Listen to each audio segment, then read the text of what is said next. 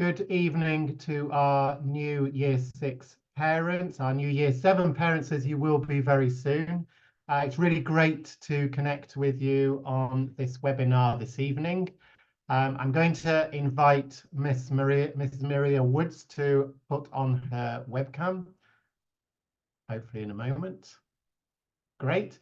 So parents, this is an opportunity to listen to Maria Woods, who is head of our individual needs department. It's really great that you've joined us. This is part one of 2 webinars this evening, the second one being about the EAP support, which is next Thursday if you have signed up for that. Okay. But this evening is specifically about IN, our individual needs faculty, and I'll invite Maria just to explain a little bit about what to expect.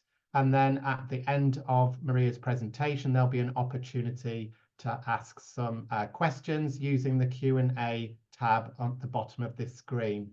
May I suggest that you allow yourself time to listen to Maria's presentation before asking any questions, just because it may be answered at some point during the presentation. But Maria, thank you very much for spending your evening today getting to know our Year 7 parents, even though we can't see anybody.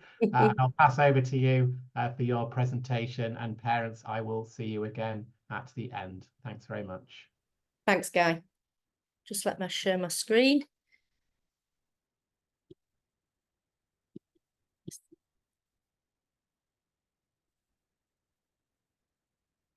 Why is this not working? It worked a second ago. Oh dear. Hang on. It's currently showing your desktop, Maria. There you go. There you go. Found it. Got it. Okay. Well done. Thank you. Over to you. Thank you. Welcome to West Island Schools Individual Needs Department. Just to make this clear that this is a webinar about the individual needs. It's aimed at parents of students who've had maybe students in ESF schools who've had some sort of support in the past, maybe at level of adjustment 1 or level adjustment 2. Or it's aimed at parents who are new to ESF, who are maybe concerned that their child may have some learning challenges or some learning needs that they may want to think about and wonder what we can do to support them. This is not a generalised West Island School webinar for basic information, and I won't be covering anything on EAP or EAL. So if that is what you're here for, you may decide that you want to leave, and that's fine. Okay, there will be other opportunities for you to have that information later. But this is about the individual needs department at West Island School. We are quite a large team. We have 5 classroom teachers, and we have 8 EAs. We are a very well-resourced department. We have a large space with about 6 or 7 different classrooms, and we have lots of lessons that happen within our space. We also open our space at breaks and lunch times, and we offer homework club down there after school. So it is a busy department, It's well resourced and it's well staffed. And anybody who comes into the department could see any of the teachers here. Okay. You can see that we have 5 full-time EAs and 3 part-time EAs. The EAs will predominantly work with students in the mainstream classrooms, and the teachers are the teachers that will also be in mainstream classrooms, but we also run some discrete lessons. So that gives you a quick overview of who we all are. Why is it not moving through my PowerPoint? There it is. Okay, so this is a little screen that just sort of looks at some of the questions that you may have and what you're sort of thinking of at this moment in time. Can I just reassure you that you're probably more worried than your children are? Your children have now been into school for 2 days. They've met some of the teachers, they've had a look around. And if your child has come from Kennedy School and is part of their individual needs department, then they have also been up on some extra transition visits. So they're probably feeling calmer than you are. But that's not to say that there aren't questions that they will have and the questions that you will want to answer for them. So look at these questions. How will my child manage academic expectations? Remarkably well, usually. There's a lot of support in place. When they come into year 7, nobody's expecting them to ace it on day 1. We take things slow, we take things steady, and things like homework, that kind of thing, is not kicking in for the first weeks. So you can take a breather there. Things will get easier for them. Secondary school work, a lot of things will be new for them, a lot of new subjects, a lot of new content. But again, we're well used to having very young children in school, and they are young for our school. So they will do remarkably well. And sometimes children who have struggled in primary school because of the emphasis on English and maths thrive at secondary school because the focus isn't on English and maths every day. They have art, they have music, they have drama, they have PE, they have DT, they have science. And so they find pockets of strength there where maybe they didn't have them in primary school. Will they cope with so many teachers? At first, they're going to find that challenging, almost certainly. They're going to have 6 different teachers in a day. They're going to have their form tutor and 5 different teachers. But again, I find children are incredibly resilient and incredibly adaptive, and they will do fine. They will do fine. Will my child make friends? Yes, everybody makes friends. They'll be with people they know in their form class to begin with, so they're transitioning with somebody they've met before. And there'll be lots of opportunities to meet new friends through our CAS activities, through the inter-house activities, and in their different lessons. Yes, they will make friends. Will they feel a bit homesick in the first couple of weeks? Possibly. But again, the form tutor, the school ambassadors, the year 12 helpers, and the IN department can help them all along with that. Most children in school do very, very well. Now, the organisation one is a really, really good question. How do you help keep your child organised? Folders is a very good starting point, zip folders. When they get their timetable, sitting down with them and talking through their timetable with them. That again will also happen at tutor level, but it can be reinforced at home. I find colour coding the timetable really helps. So if you choose a colour like blue for English, and then you buy those zip folders that have different colour zips on them and put their English work inside the blue folder that matches their timetable, that kind of level of organisation can really help. Encouraging them to check their emails every night, encouraging them to check the Google Classroom where work will be set, setting a routine at home as to where they're going to do their homework. I would suspect in the early days, in a public place inside your flat, because they're going to have a laptop that they're going to be super excited about. But you as a parent are going to want to monitor that use in those early weeks, and actually for several months, I suspect. So setting them somewhere at home they can access that's quiet for them to do their homework, but is not ensconced in a bedroom with the door shut. It's the same for mobile phones, you know, keep them within the public spaces. And then, you know, don't let them take their laptops into the bedroom at night, have them charging in a public place, get them to check their timetable the night before school to make sure they've got the right things in their bags for the next day. Encourage them to use their locker at school. They may be in panic mode in the first few days where they carry everything around and their bag weighs a ton. Encourage them to use their locker. All those kind of things will help. Finding information out again on the website and on the dashboard. We can support them all through this, so don't worry. And the role of the tutor will be pivotal to you. They will be your first point of contact. They will be the person you will email if there's concerns, if your child has come home and has lost something, if they are going to be absent from school. The form tutor will be their first point of contact, their first point for pastoral care, and then that is also supported by their head of year. The IN department plays a role, but they will be the key people in your child's life. Now I'm going to see if I can get the next screen now. There we go. So what is different? And it is very different. I cannot emphasize enough how different secondary school is from primary school, but I can also emphasize that your child is ready. They're ready for big school. They're excited. They've been in, they've seen it. They know what to expect.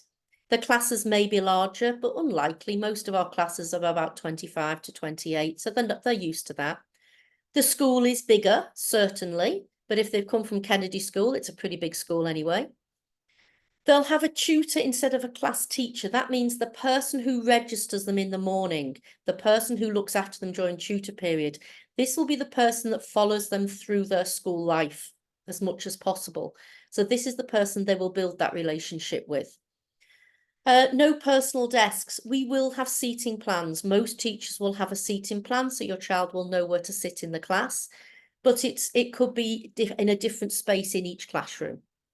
They'll have a locker to store their belongings rather than bags on hangers outside their classrooms. And they'll have subject-specific teachers, so they'll have a teacher for each of the different subjects on their timetable. They may be independent travelling to school. They may not be yet, but that is something we will aim to support them with. Greater volume and expectations of homework is certainly one of the differences, but it's certainly not something to get hung up with within the first few months of school. We don't really start with year 7 homework until they're well settled in, until they're into their routine. However, there is a greater need for organisation and meeting deadlines, certainly the organisation. Please, and I cannot emphasise it enough, label everything. They're used to going into a classroom, dumping their bag on a desk and walking away and leaving it. And it'll still be there all day because that's the classroom they'll spend their day in. That doesn't happen at secondary school. They'll be in their morning tutor room for 15 minutes and then they'll move to another classroom and they'll move 5 times in the day. So some students who find this challenging will leave a trail behind them of various lost items. If you label it, we can return it to them. They may think they know it's theirs, but there's 1,200 students in school. Many of them all with the same water bottles, many with the same items of clothing. We have uniform. There's only so many times a t-shirt can go missing. So keep an eye on things like that. Label everything, including the laptop.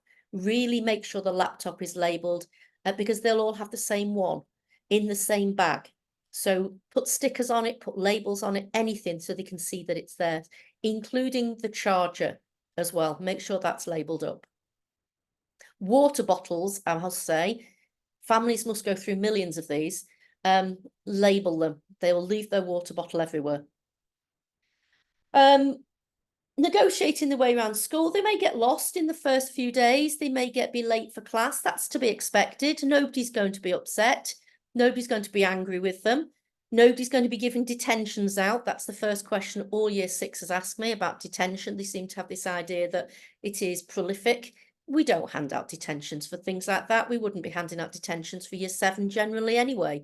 But certainly not for getting lost around school or being late for class. They will meet new students. That's the joy of moving into a new school and meeting new friends. For some students, It's a chance to reinvent themselves maybe, and that's a nice thing. The rules, I suspect, in our school are very similar to every other school. The one big thing I suspect is the laptop use and their mobile phones that can't be and shouldn't be played with at break and lunch times. They should be away. We're trying to push the social interaction side. And learning the new teachers and their names and the expectations and the style of teaching. You know, students are very adaptable. They don't speak to you as a parent in the same ways they speak to their friends, in the same ways they speak to their grandparents, in the same ways they speak to their teachers. They're used to different styles. This is just an expansion of that. They will be fine. The timetable at first looks a bit daunting, particularly on a 7-day rotation. Again, they'll get used to it. The appropriate books, pencil cases. They're used to having a pot of pens on their desks at primary school. They'll need a pencil case with all their equipment in, glue sticks, scissors, colouring crayons, all that kind of thing. They'll need their own things with them, and they should have them with them, including the calculator. They will carry their equipment around all day. We do try and encourage them to not overload their bags. Some don't listen. And then obviously, you know, they're going to go through changes. They're going to get new friends. They're going to fall out with other friends. All that is managed within school. It's all very, very normal and very, very acceptable. There's a few more, you know, PE gets a little bit more complex. The big one there, I think, is less supervision at break times. They're much more flexible to move around and use different parts of the school, the various canteens, the library, the play area, the sort of the outdoor playgrounds. I call them playgrounds, the football pitches, really. They can go in any of those, into the sports hall to play basketball. There's a lot more freedom around school. And they may find that a little bit overexciting at first, but they'll find their tribe. They'll find where they can hang out and feel comfortable. And this is where the IN department really kicks in, because there are students who like a quiet space at lunchtime. They've been a bit overwhelmed by it all. They just need a bit of time out, or they want a smaller, secure place where they feel safe. And they are very, very welcome to come in during breaks and lunchtimes and use our space, if that's what they choose to do. And we have a whole range of students that come in and do that. So how do we work out provision? So if you've been in the ESF before, this will be very, very familiar to you. If you're new to ESF, then this will be less familiar, I suspect. ESF runs its individual needs based on what we call level of adjustments. That's LOA, we call that. So you may see that written on our documentation. And we have 6 levels of adjustment in the ESF. 1, 2, 3, and 4 are catered for within our mainstream schools. 5 and 6 is catered for at Jockey Club Sarah Rose School. So we don't have students with 5 and 6 generally within West Island School, but we do have students right through from level 1 to the level 4. In terms of what we offer, it's slightly different according to what level of adjustment a student is placed on. Now, if they're coming up from primary school with a level of adjustment already, then that level probably will transfer with them, certainly in the short term. So if you have a child that has ADHD or is diagnosed with ASD or dysgraphia or dyslexia, then they're very likely to come up to us on a level 2, because they will have received some direct support from the individual needs department at their previous ESF school. If you are coming from outside of ESF, and you think that your child is going to need that kind of support, and I'll go through what it looks like in a minute, then you are most welcome to email me and we can meet and have a conversation about that. That's not a problem. Okay, so they're the 6 levels of adjustment, and we have levels 1 through to 4. 1 and 2 are supported predominantly in a mainstream setting. 3 and 4 have a key worker, have an IEP, and may have a more personalised programme. So to look at it, this is a little clearer. We have sort of, it branches out really. So If your child is an LOA 1, usually in high school, that means that they have some sort of exam access arrangements, possibly.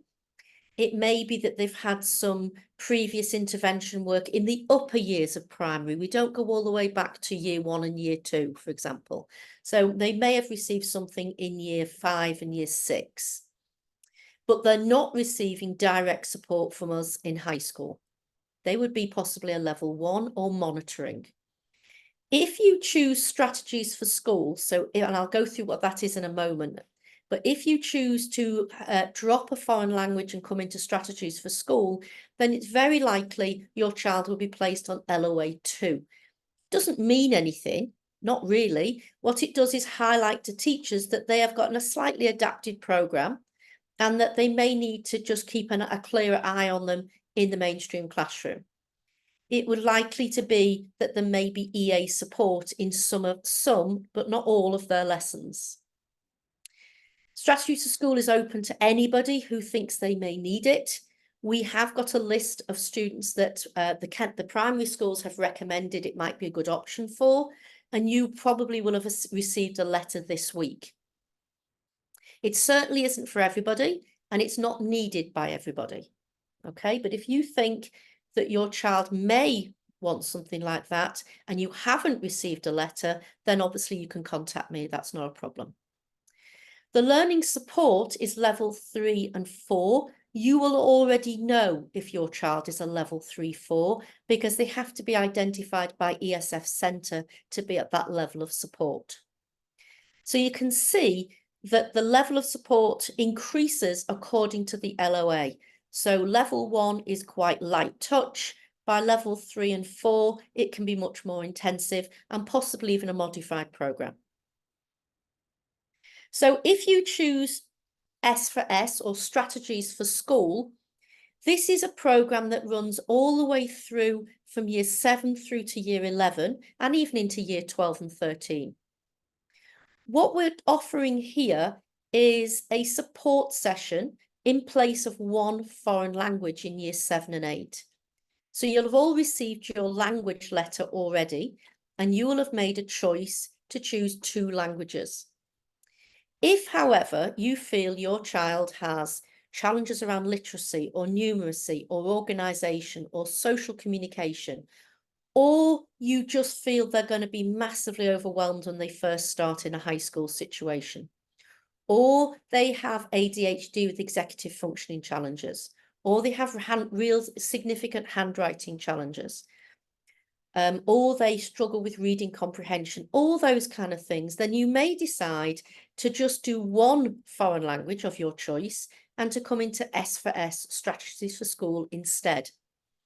And that is 3 lessons per cycle. So there's basically a 7-day cycle of 5 lessons a day. So it's about 35 lessons a cycle. They would have 3 in the individual needs department where we focus on reading, writing, some maths, and try to fill some of those gaps and build confidence in their own capabilities and their own skills. That programme then continues through year 9, year 10 and year 11.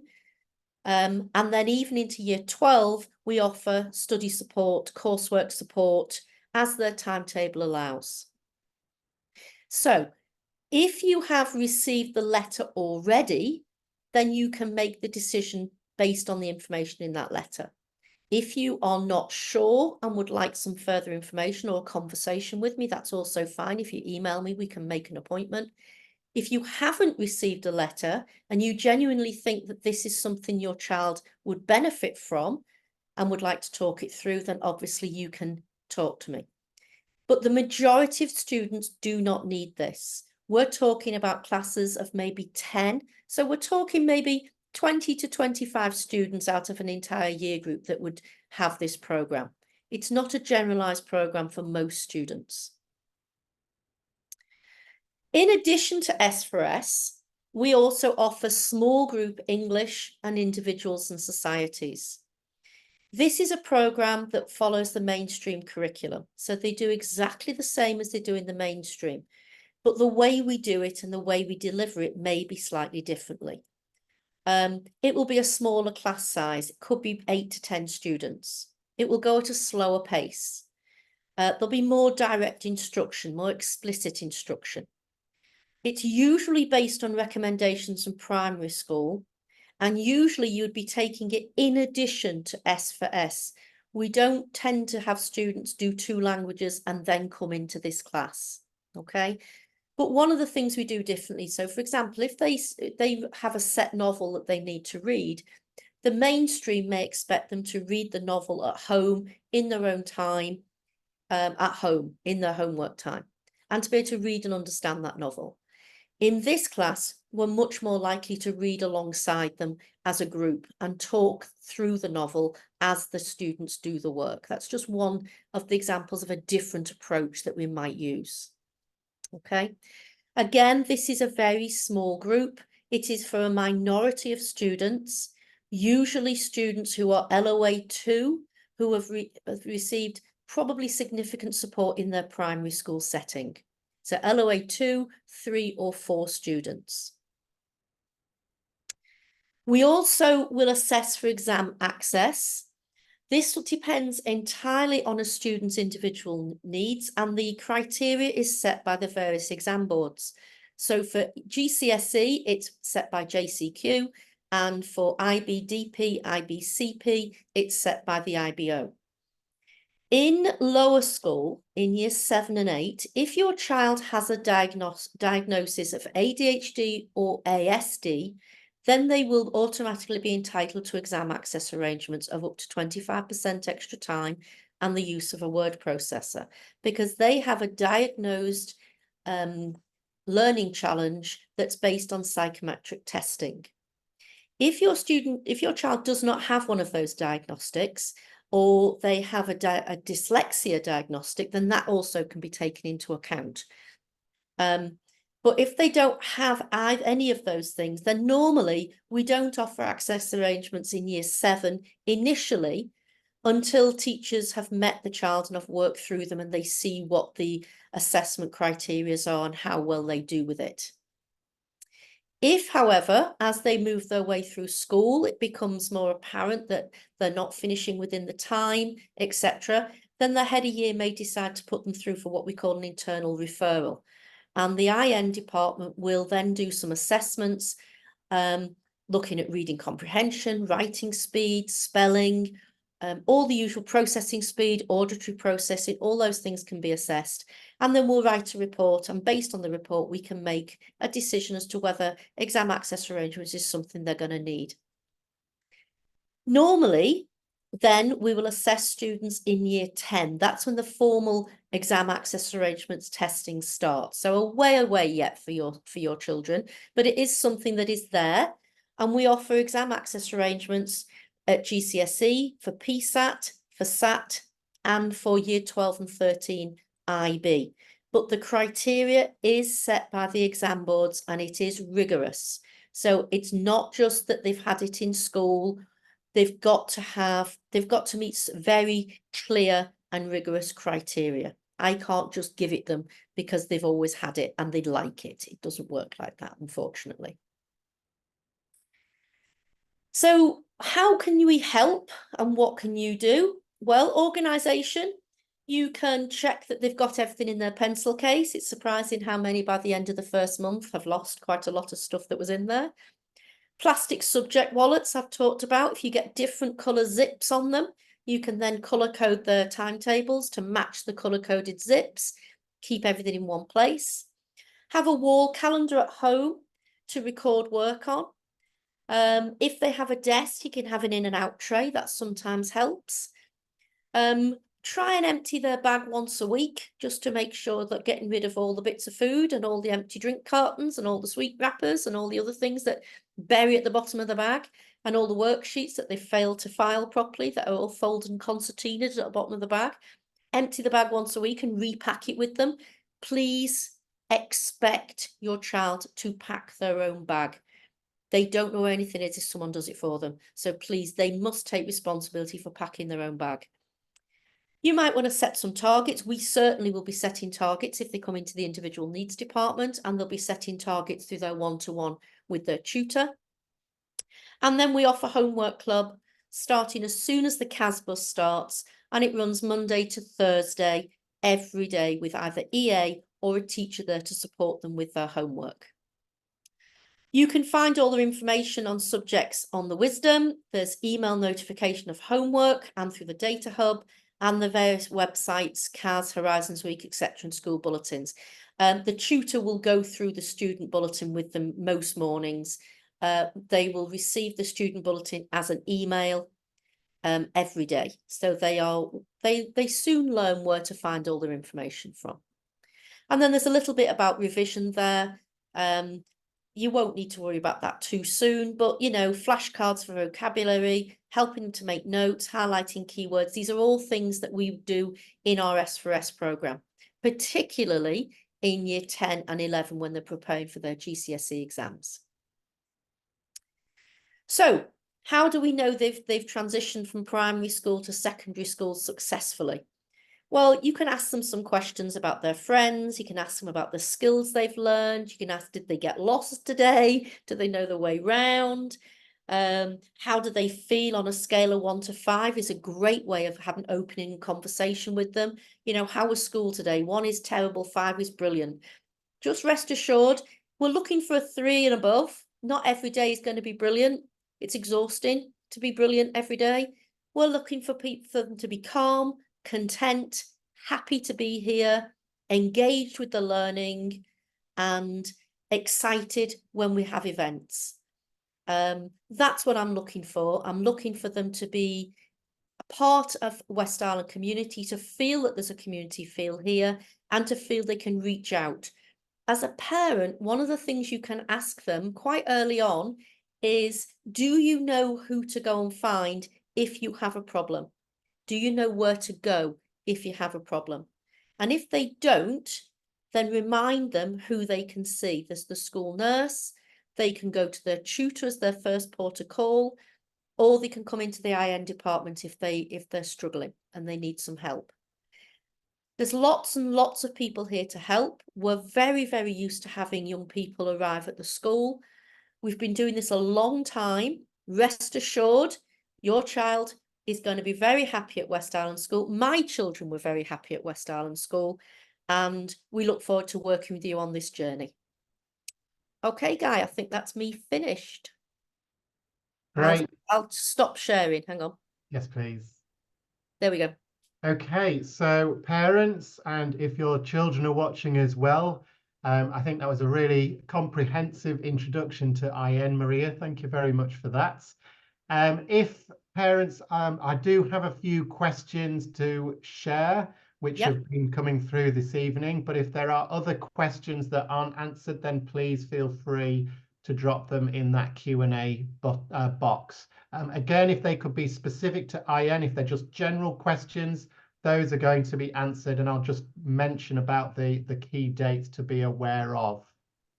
So, Maria, a couple of things that have come in are, what is there any cost for receiving the individual needs support through? No, there's no cost. All our BAs and all our teachers are all paid for by school. We sometimes have parent-funded EAs and have done in the past. If there is a very, very specific need for an individual student, but at the moment, there is no cost and no need for that. Great. Okay, thank you very much. Hopefully that answers that question. And if a parent feels that their child might benefit from any of the support that you've mentioned, and they've not already been contacted by yourself and your team, what should they do? What sort of steps could they take before the end of the academic year? Email me as soon as they can. That's the first port of call, and I will then contact them, and we will probably have a Zoom meeting, or they can come into school for a meeting or phone call to just talk things through. Don't leave it too long, because we're putting class lists and things together. So if you've been here tonight and you thought, oh, actually, this could be something that's useful, then drop me a line as soon as you can and we can make contact. Great. And if a parent's child receives some other support, maybe externally, how can West Island support that, or make some accommodation for those therapies? Is We there do, some guidance that you can share? Sorry. yeah. Well, we do have students that have speech and language therapy, for example, or OT, or go to social skills group outside of school. We have had therapists come into school before, and we're quite happy to host therapists if that's what the parents want. However, we have found that number one, a lot of therapists don't want to, because obviously it takes up quite a long part of their day to get to us, have their appointment with the child, and then leave and go back to the clinic. And secondly, often the child doesn't want to come out of class to do the therapy and do the lessons because they miss out on things. So we tend to find by high school that if they're having speech and language therapy and OT, please continue with those. Don't cut them off just because they're coming to high school, because this is a big transition for them and they need to come to keep some things the same. But they're probably better to have that at the clinic rather than in school. We are very happy to meet with therapists over Zoom and talk through what the therapy is working on, and so we can mirror that in school as well, and some of the strategies they've used. We work quite well with quite a number of therapists, actually. Great, thanks very much, Maria. So hopefully the parent that was asking about a dyslexia tutor after school and can they come into WIS, hopefully that answers your question. And if not, please contact Maria if you feel there's something else that we can provide in terms of support. And I know Maria would be very happy to respond to you. Yeah. I've got two more questions at the moment. Okay. So can my no, actually I've got two because I didn't count. Sorry about that. How does a parent choose between S4S or the INS program for their child? I mean the small group English and Small humanities. group, yes, sorry, small group. You don't choose between them. The small group program is in addition to S4S. So it's our weakest children, our children that have more challenges, that are going to be in those small groups. The majority of our students don't need any individual needs support, apart from maybe a bit of EA support in the classroom. It's differentiation with a classroom teacher. You're more likely to be invited to the small group English if you, but really S4S is your first choice. Okay, so you choose S4S first, and then we'll look at the student need and see whether they also would benefit from small group. It's not an either or. It's INS for it's sort of it's it's S4S first. Great. Okay. Yeah. Okay. Thanks very much, Maria. I do have a question, and maybe this parent can answer in the Q&A if you're within an ESF. But if their son has ADHD, I think they want to just make sure that information travels across to West Island School from their current primary school. If they're coming from an ESF primary school, that information should be transferred on our information transfer day. And they've probably already been highlighted to us anyway, because we've met with the primary schools already and met with the teachers there. If you're coming from outside of an ESF school and you're not sure if that information's come across, it'd be really helpful if you can drop me an email with obviously a student's name, but also the medication they're taking, or if they're taking medication. And also, I would say to parents, if you have got any kind of educational psychologist reports at home that you've had done, or speech and language therapist reports that you've had done and you haven't shared with us, please do so. You're not putting your child at risk by sharing it with us. The more information we have, the better we can support them. So, be open and honest with us, because we're working as a team here to work through to have a successful time at West Island School. And the more information we know, the better we can support your child. So if you have got reports, please email them in to me as soon as you can. Great. And I've got the name of the parent that was asking that question, Maria, so you and I can just double check. Okay. That their child as their notes have come over to us. And then the final one, sorry, there is one last one, is S4S. Does a child have to let go of a language to do S4S, or does it come in somewhere else? No, they have to let go of a language. So when you join year 7, you choose 2 languages out of Chinese, French, and Spanish. If you come into S4S, you'll do 1 language and then S for S. And one of the things you need to be aware of is if you choose S for S, then the language you've chosen in year 7 will be the language that you study at GCSE. So it is important that you make that choice carefully when you're first starting, because you won't be able to pick up or swap the language choice in year 9, for example. So think carefully before you make that decision. So Great. your child really does need it to be making that choice. Fantastic. Thanks very Okay. much, Maria. Okay. So that, I think, concludes the questions that we've got. I do have an EAP question, but I'll make sure that that question is answered during the EAP webinar next Thursday. So thank you very much, Maria. That was really, really helpful. And hopefully parents, you feel a bit more confident what the IN department can offer and how they can support your child.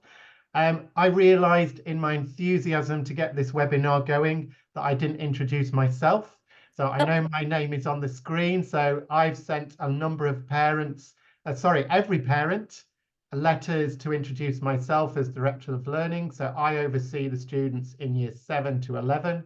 So when your child joins in year 7, I will be responsible for their well-being, their academic support until they finish their GCSE years. And your child will also have a head of year 7. Now that is a new member of staff next year called Mrs. Sue Woozy, who has been in education for about 30 plus years, so extremely experienced, and she's really looking forward to joining your children next academic year. I am often asked at this point about dynasty letters and when your child will know their dynasty place. I did talk to them about it during their visit. So they will find out their dynasty and I will be writing to you next week so that by the end of next week and in advance of your child's next visit, they will know what dynasty, or if you're not familiar, what house they are going to be in. So hopefully that settles any worries that they might have on that front. Just in terms of the visits, I want to thank you, parents. Your children were absolutely fantastic. I really enjoyed meeting them. They were very confident, telling me their names, who their friends are, telling me what they enjoyed about the visit.